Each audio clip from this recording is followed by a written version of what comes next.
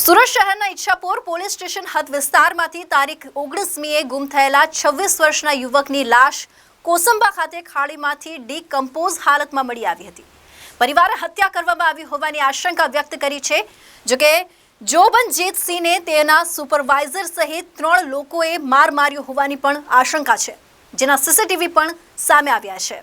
સીસીટીવીમાં દેખાતો લાલ સ્વેટર પહેરેલી વ્યક્તિ સાલ ઓઢેલી વ્યક્તિ પાછળ દંડો લઈને જાય છે. કોસંબા પોલીસે હત્યાની આશંકાએ સુરત સિવિલ હોસ્પિટલમાં પેનલ પીએમ કરાવવા માટે તજવીજ હાથ ધરી છે. સુરત જિલ્લાના કોસંબાથી સાવા તરફ જતા રોડ પર એક ડીકમ્પોઝ હાલતમાં લાશ મળી આવી હતી. તેજસ્વી સંસ્કાર વિદ્યાલયની સામે ખાડામાં યુવકની લાશ મળી હોવાની જાણ કોસંબા પોલીસને થતાં ઘટના સ્થળે પહોંચી હતી. જ્યાં જઈને જોતા લાશની ઉપર તેના માત્ર કપડાં દેખાતા હતા.